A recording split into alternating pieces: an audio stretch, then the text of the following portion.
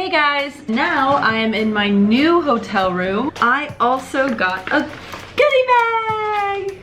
I already opened it, but I thought there were some kind of interesting things inside of this and maybe we could try them together. I don't know. So let's take a look at what is in my goodie bag. Wow. Okay, so let's see what we have here. So we've got all this stuff for the goodie bag.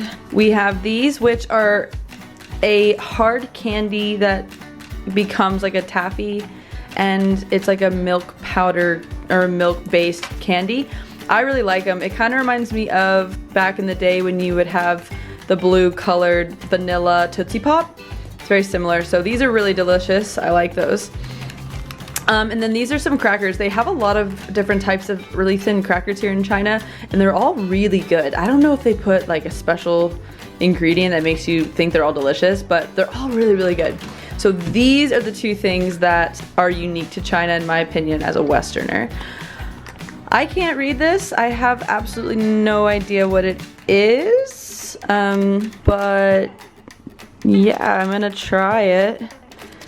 It doesn't look great, honestly, but you know what? You gotta try things. This I know I won't like because I don't really like fish, and I'm assuming it's gonna be really fishy. I'm also not really sure what the consistency of this will be. It says fish tofu, so yeah. I mean, whatever, let's give it a whirl. You can hear people talking outside. I wonder, can I close this? We'll close that for now. Okay, all right. So back to what I was doing. Okay, let's try it. So the first one I'm gonna try is the fish tofu. Let's give it a whirl. Oh, okay. Whoa. So at first smell, it smells like jalapeno tuna, which I've had before and I quite like. And then when you look also inside, it's got like a coating of some kind of spicy paste. I don't know, let's see. Probably best just to pull it out. Ooh, okay, so this is what it looks like. The texture is very similar to what you would imagine tofu would taste like. Honestly, it doesn't smell so bad.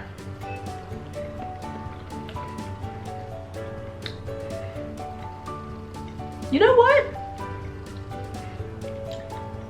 That's actually quite nice. Whoa, okay, I'm not gonna lie, I definitely wrote this off thinking I wouldn't like it.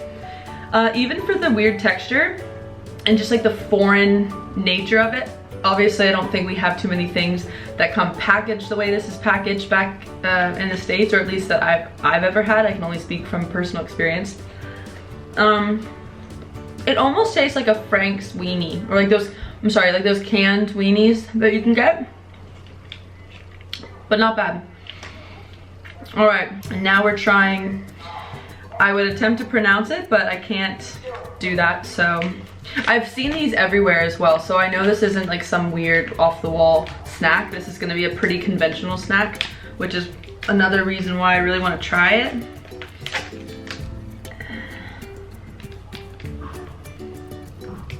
Okay.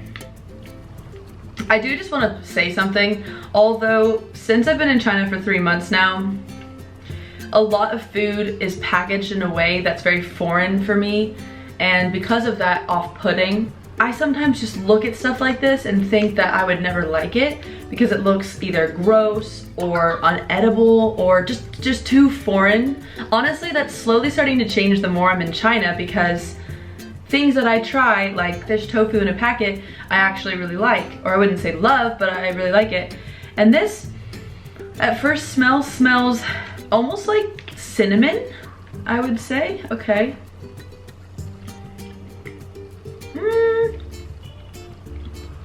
Okay. Again, it's not bad. It's coated in almost like a kind of spicy sauce, but it doesn't have too much flavor, but it's pretty good. I'm looking at the package now and it almost looks like it has some beans on it, so maybe it's some kind of fermented soy. Yeah, there's some oils in it, so it's like nice and saturated, but the texture's not that, it's not gross or anything like that.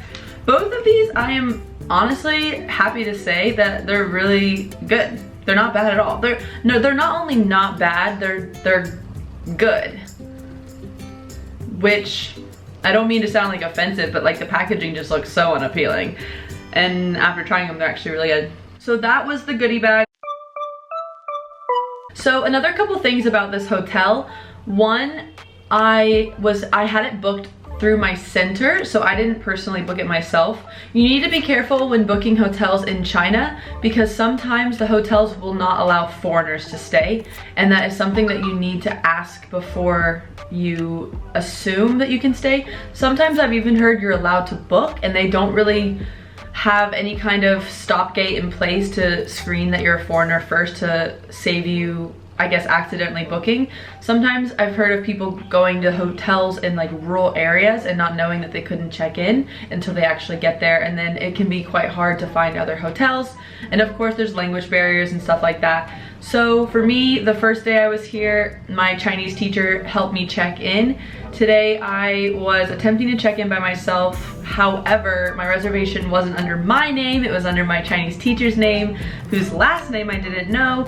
But luckily I met this really nice Canadian guy named Frank who spoke Chinese. Shout out to you, Frank. Thank you for helping me. And the whole time the staff were really nice. It really just does become kind of a language barrier, and in my opinion, when you're dealing with any kind of staff here in China, it's always important to just try and be as endearing about it as possible. Laugh, you know, relish in the awkwardness and the fact that you're having to communicate back and forth through an app if you're translating, because at the end of the day, it's not their fault you don't speak Chinese, and it's not your fault that the reservation's under a name you don't know. I mean, I guess you could say that's my fault. So, I don't know. I guess bottom line is patience. It can be really intimidating, and I recommend, if you have Chinese friends, getting their help maybe the first couple times, or having key phrases written down, making sure you know your reservation name, and all that fun stuff. Okay, so I'm gonna lay down for 20 minutes and then go explore the Bund and some of the nightlife here in Shanghai.